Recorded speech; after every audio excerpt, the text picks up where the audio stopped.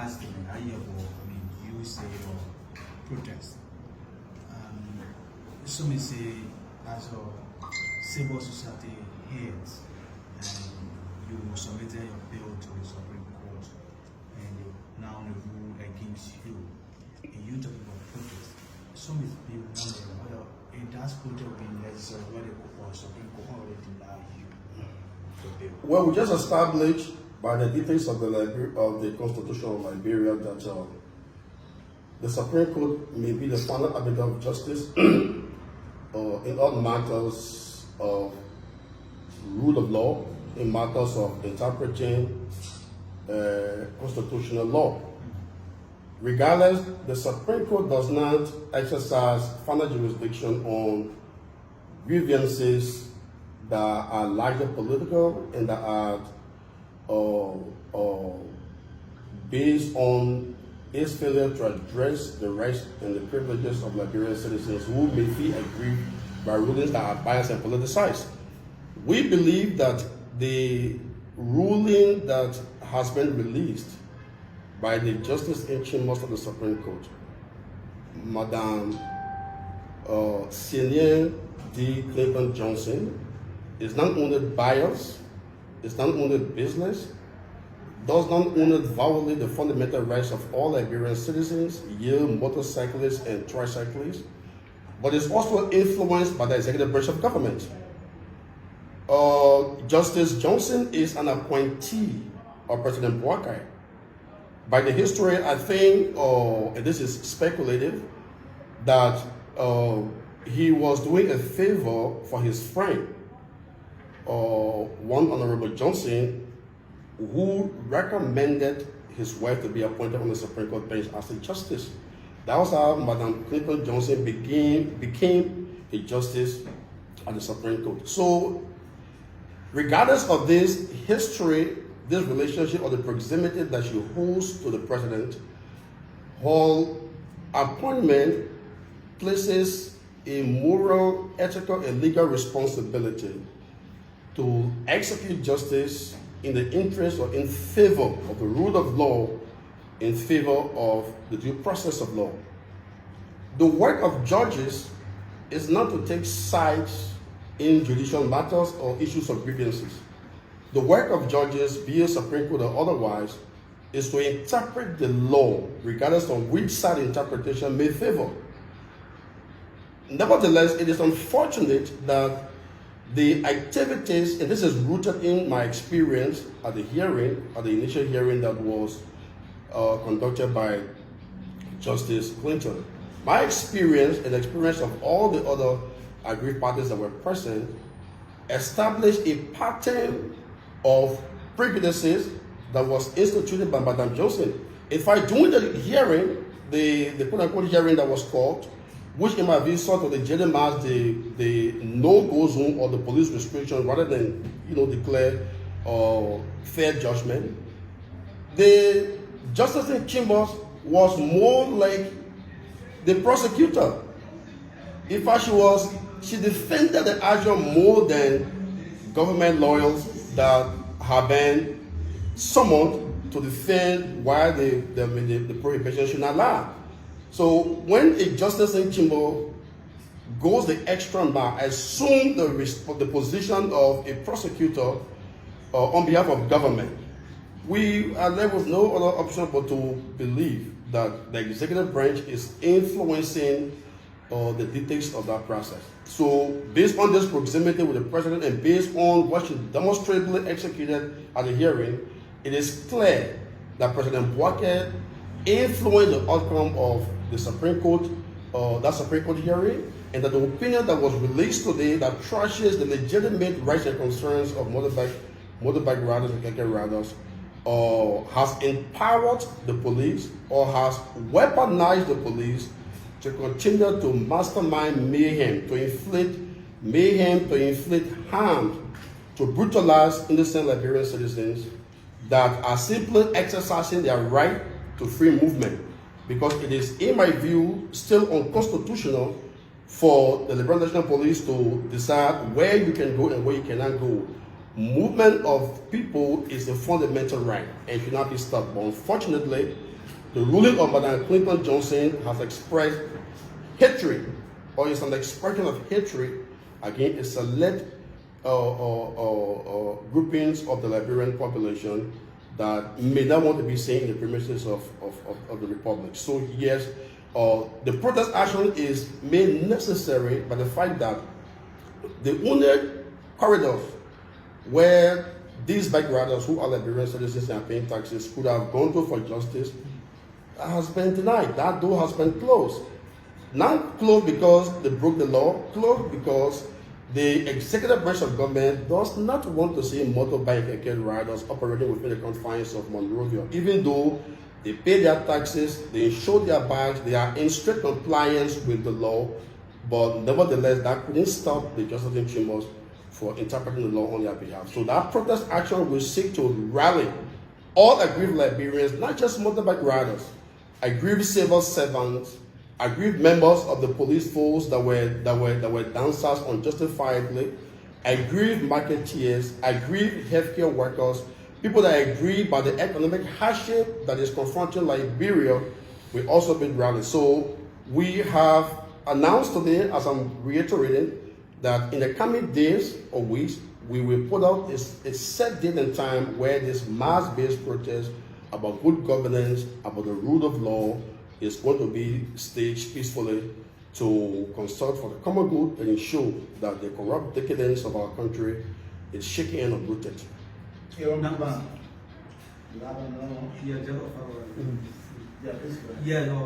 Mr. Chairman, and some people want us and this case and where you were pushing at the Supreme Court, some may say this may be your first major advocacy case, and which of course you have already lost it to the Supreme Court.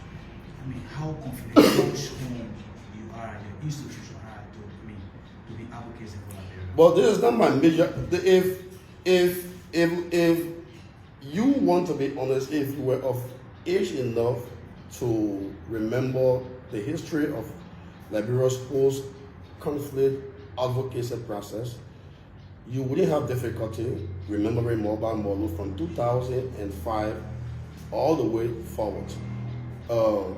When people say I went to prison 14 times, I was harassed by police, I was detained by government, it's not flattery. These things happen as an outcome of our relentless advocacy for the people. So this is not my first major advocacy. I've been advocating for almost 20 years, and I'm not tired doing that yet. And besides that, I'm coming. And besides that, we are the progenitors of the successful World Crimes Code advocacy that was legislated by Parliament, that has been signed into law, that has been established, and with offices to be opened soon. I am the key advocate for that process from 2006, when a segment of the country thought it was not a viable transitional justice mechanism, even though later on it was embraced by even the detractors. So we continue to do these things. Now, for those of you that may be offended by the rational and objective stance I would take because you choose to be political, we've been around for a little over 1 year, and we didn't just come into advocacy being aggressive, being proactive in terms of declaring mass actions. This government was given 1 year breathing space to put this house in order. We've released in the last 1 year or so more than 30 press releases. We're taking government actions, we're taking government policy decisions, and calling for reform. And all these different calls and press releases have all fallen on deaf ears. At this point in time, the country is pivoting a downward spiral. The recklessness of governance, the impunity of policymakers, the rise of corruption, the abuse of the rights of individuals and innocent Liberian citizens, the abuse of incumbents, etc., have become so rampant that stand as a pro-democracy, grassroots civil rights advocacy movement can no longer just issue statements and go to bed. It's time for prudent, rational action. We did not lose a case on behalf of motorcyclists because we didn't have a good case. The case was misinterpreted and trashed by a Boakai-Appointed Judge of the Supreme Court, whose loyalty is not to the Supreme Court or to the people, whose loyalty is to the President's office. She is a key mastermind of the dictates of the President's decision. She is an implementer of what Boakai wants at the Supreme Court. So it's not that there was a rational judgment made by this lady that sort of led to the losing of a case that was submitted on behalf of bike riders. But rather, this woman decided that bike riders would not enter Monrovia. I have fight to prove that. During the hearing, she gave a narrative of her experience in Nigeria. Now, she's supposed to be the justice in chamber. She's supposed to be a neutral, giving a fair interpretation of the law. She now says, but the whole thing say you're talking about here. I was in Nigeria. This is Clinton Johnson speaking, and it's on the record. I was in Nigeria, she says. I went to Nigeria, and she explained a long story and said, no motorbike was seen in the streets. She said during the time she stayed, government had regulated the movement of motorbikes that forbade the movement of these bikes in public areas. She said from our hotel down to the streets where we went for whatever she went for, we didn't see any motorbike flying in the street. So her argument was against bike riders' petition to lift restriction on the free movement of business people, entrepreneurs. These bike riders are not criminals, in as much as in every group you have criminals, you have bad apples. It doesn't make the more than 200,000 bike riders to be criminals. So if that's the argument they're using, then let's dissolve the police, because the police have proven to have people that are armed robbers. The police are criminals. The police are violent individuals like Nelson Freeman. Nelson Freeman's violence against innocent people is well documented. He shouldn't be in the police. Some of the people got NBFL backgrounds that fought war that killed people. I'm not talking about him in that respect, but there are police people that are liable for alleged brutalities against innocent civilians. So how can you be having someone like Nelson Freeman in the police who is boasting of violating the rights of innocent Liberians, who threatens to hit and kill bike riders who dare to enter a no-go zone area? Assuming that people even break the law, that people even violate no-go zone, it does not constitute a basis to be killed or to be brutalized. It does not. Okay? There's a process laid down which should be considered lawful to treat people, and that process does not consider endangering the life of innocent people or killing people, hitting them with car and police car and baton. It's just not right. So because we have the likes of Nelson Freeman in the police, who is a clear violent character, so should we dissolve the whole police? How's about government? Mr. Boakai's government has demonstrated the presence of an endless list of corrupt officials. They're dismissing every day for corruption, but they can't prosecute them. So it's like being rewarded for their campaign commitments during his presidential bid. So should we dissolve the entire government, the entire cabinet, because individuals in Boakai's cabinet are corrupt? That's not how governance is run. So just because keke riders have elements that are unscrupulous does not provide a basis to victimize 200,000 motorbike riders because 2 or 10 persons or 100 persons attack police. It does not provide any logical basis for the action. We have always argued that bike riders that violate the law should be arrested and prosecuted. We don't condone or support violence. So those that break the law should be arrested and prosecuted consistent with the due process of the law.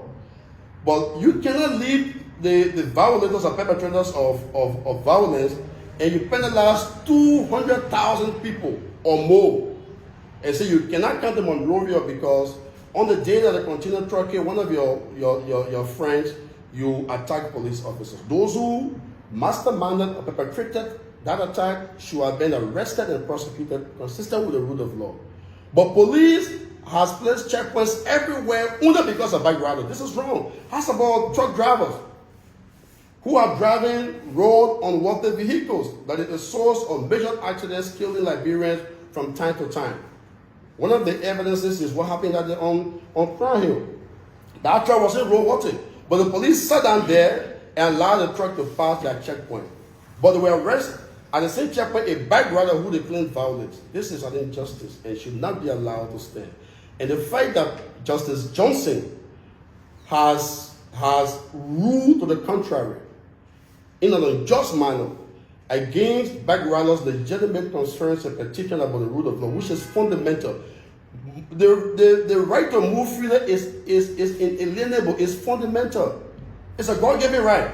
It's not right that Boakai created, it's not right that the police created, it is inalienable, it is God-given. You can prevent that. So to prevent that, you cannot use the Supreme Court to scare all that they are found arbitrary, then we sit down. The Supreme Court ruled to the contrary, the people were coming in the streets. They were doing peacefully, but the way it says, that their rights be protected. Because all power is inherent in the people. And the Supreme Court does not have any kind of right to contravene the essence of that constitutional premise. The Supreme Court itself is not the final arbiter of governance. By Article 1, it is very clear that all power is inherent in the people. They found the supreme law of Liberia, not the Supreme Court. The supreme law of Liberia is the Constitution of the Republic. And even the Supreme Court is subservient to that law. Even Mr. Boakai is subservient to that law. I am subservient to that law. Backgrounders are subservient to that law, or they are subject to that law. They're not above it. The Supreme Court is not above the Constitution. So where they have used their unjust authority to infringe, to further infringe and encroach on the rights of motorbike riders, the Constitution of Liberia promises that we have the right as a people to freely assemble, to consult for the common good. So the people will be coming outside peacefully. And that peaceful process will be determined to consult for the common good and to set the foundations of bad governance and to fight for the restoration of the rule of law. See our legislature. It is still in shambles. It is still being run by elements who have hijacked the rule of law, abusing the fundamental baseline of our Constitution. And you expect us to sit down and allow that to continue protractedly unabated? Of course not. There has to be a point where the people will rise and demand that the country restores, the country returns to constitutional democracy. And that's what we will be doing when that protest date is announced very soon. Now my concern is we'll stand ready to bring government for permit for your protest. We will not run for any permit. Because there is no constitutional clause or requirement for seeking a permit from government before a protest is staged. Now, I've had this debate over and over when President Sully was in power. And we've challenged that. Anything that is not called law will not be imposed on the people. I am not going to read one line of anything to a justice ministry that breathes the fire and brimstone that is detected by the president and asking the permission to go do protest. It is not required. And they can't stop it because you know what? They're too small to be above the Liberian Constitution. No law requires me to write government of Liberia to seek authorization to protest. No. You can ask others to do that, but you don't ask mobile model to do that. I will not do that because I know my rights. We will turn out in our numbers, we will turn out in our tens of thousands, and we do not need Gabriel Cuomo's approval or the Justice Minister's approval or even Mr. Boakai's approval before we can stage a mass action. The people will come outside, it will be peaceful, it will be not violent. They don't need a permit. What? You don't think it will be chaotic? The one thing I can promise you is that the tens of thousands of Liberians that will be coming outside on the day to be announced soon will be doing so peacefully. My interest into public service has never been marred or marked by chaos. My interest in the public service has been governed by responsibleness, by proper, decent behavior befitting a decent citizen of our republic. I'm not a violent person. nor with people that we will mobilize to come out and be violent. And we're not going to mobilize in secret. You see what's in the communities. So we will be peaceful. Even at the detriment of our lives, we will be peaceful. There's nothing that justifies violence and nothing will provoke us to be violent. So as to whether it will be violent is not my question. That's the question of the government, because they know how to kill innocent people. You have a police director whose arms are stronger in brutalizing innocent Liberians. You have a police deputy director called Nelson Fremont that has threatened to hit and kill motorbike riders for doing nothing but to just exercise their fundamental rights. So you should be asking them, you should be asking Mr. Boakai, who sits in rehab and sees his country that he has elected to govern, disintegrating governance, in lawlessness. So you should be asking him that. So be asking him, Mr. Boakai, who is an architect of lawlessness, by virtue of the decision that you have made that is crippling our democracy. So the responsibility to determine violence or lawlessness lies with the state, not with me. I don't bear arms. I'm not violent. If it will be violence, they will be killing people or beating people. But guess what? Just because I could be killed, there's no basis for my fear. I'm fearless. You that once. If I would die on the day we'll have that protest in Liberia, it means that they have been determined or have been fated by God. But I don't run from police threats. I don't run from state-sponsored tyranny. I don't run from the brutality meted out by police baton or by M16 machine guns. I do not. You were here in honor, Madam Shirley, when we were protesting from time to time about good governance and democracy. And the police would make an announcement. I would tell them, I'm not here. I would tell them where I sleep.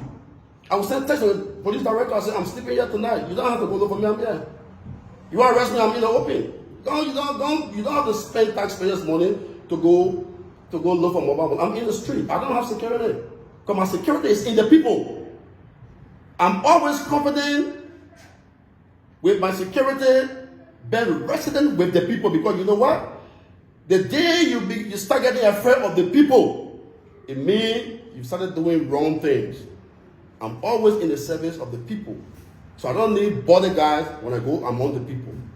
So if I will fall as an activist, it will come from government people. I don't fear that as a child of God, because you know what? Nobody can kill me here unless God authorizes it. So I fear God. I don't fear nobody. I don't fear Supreme Court justices like Peter Jordan Morris, who is working at the behest of Joseph Boakai. I don't fear Mr. Boakai. I don't fear Gregory Como. I don't fear violent Nelson Fremont. I fear God. They know where I live. I'm at my house every day. You want to look for me, you find me there. So I'm fearless. On that day, we're not working outside. And we will be in our tens of thousands. And the corrupt foundations of our country will be shaking on that day. But lastly, just before we close, I hope you recall the 1979 arrest riot, where the Moja and Padilla asked for permit, and we all know the aftermath. Also, you know the bitter rivalry between the backgrounders and the police. How do you intend to make it there? What bitter rivalry? There's no rivalry. What we have is there is bitter hatred from government people against backgrounders. Because to them, motorbike riders are not human beings. They should not be in Monrovia. Who are you? Who are you to determine who should be and who should not be in Monrovia? So there's no rivalry from bike riders to police officers. It is the police officers that are always intimidating, provoking, and victimizing bike riders. See what happened the other day, a few days ago, right here, around the Sackton area. This boy is almost home. In the police own statement, it is said that the victim lives on Paco Island. For those who don't know, Paco Island is just not far from where he was hit. So which means he was in the vicinity of his neighborhood. But the police still pursue him and hit him with a baton in front of eyewitnesses. And in their damage control mechanism, they took to the airwave. Of course, using taxpayers' money. It started a dangerous propaganda that, oh, in fact, he was in hate, or in fact, he saw the police and panicked and was running. Assuming that is even true, why would civilians be running from the police in a democratic, peaceful, stable country? Why would civilians be running from you?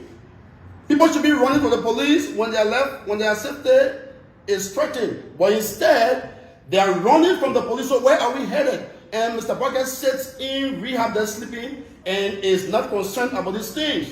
The country is disintegrating in chaos and anarchy.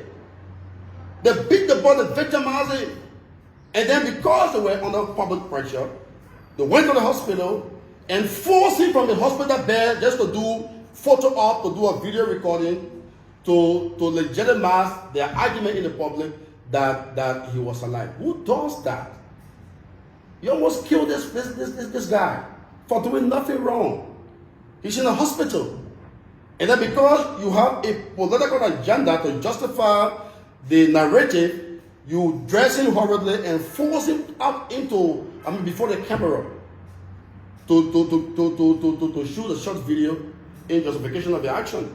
This is wrong. The police have become enemy of the state. The police have become enemy of the state. If care is not taken, the image of the police is being destroyed beyond repair, because citizens no longer have confidence in the police force because of the violence being meted out against innocent civilians. So they've lost integrity because of the likes of Nelson Fremont. How can you have the Nelson Fremont that is well documented for brutalizing innocent citizens? You're talking about he has 17 years impeccable record of policing. We know your history. I'm not going to go to the details for now, but we know your history. You are a man of violence. How come a lawyer becomes so violent to the extent where even his surroundings know he's not supposed to carry a firearm? He has a legitimate right to carry a firearm, but because he's trigger happy, he put a fire gun, they've restrained him from carrying firearms in public. Nothing Freeman. You can go deny that. It's a fight. So this man's a madman, shooting people, running behind motorbike riders, hitting them. Why would you be doing this? These are your brothers and sisters. You can't create jobs. You can't send them to school. No system of governance here that will care for these people. They say, okay, we want to be criminals, we'll be motorbike riders. Then you begin to restrict them.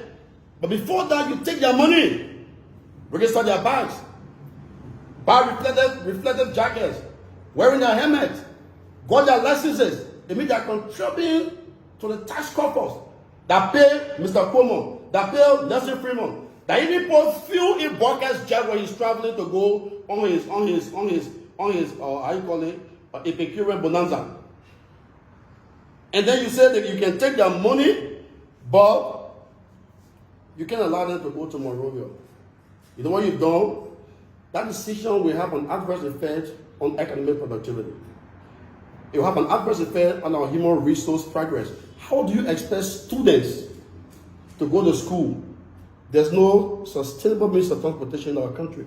Students rely on keke, motorbike to go to school, UL campus, Stella Maris, UMU, AMEU. You see them on bikes. After school, they wait for bus to carry them home. But the police director, who is being emboldened by Mr. Boakai, has regulated that bikes don't enter these areas. They call it these areas no-go zone. So how do you expect these students to go to school and leave campus and go back home every day? So you strengthen the movement of millions of people. That is not fair. Then you have a Boakai-appointed Associate Justice called Clinton Johnson, who are recommended by her husband to work at the Supreme Court, is carrying out the bailies of Mr. Boakai, infringing on the rights of innocent civilians. This is wrong. So by her action, the Supreme Court has emboldened and weaponized the police to brutalize innocent citizens and to be agents of the tyrannical behavior against innocent citizens. And STEM will not stand for that. And STEM will rise peacefully in defense of the people. And STEM will never be shy or backrider because they are underprivileged and downtrodden. We will stand with them. We rally the Liberian people on the set date to be announced to ensure that the foundations of our country will be shaken so that its corrupt practices, its decadent behavior as a state can be uprooted to improve governance in our country. Thank you. Thank you. Thank you. So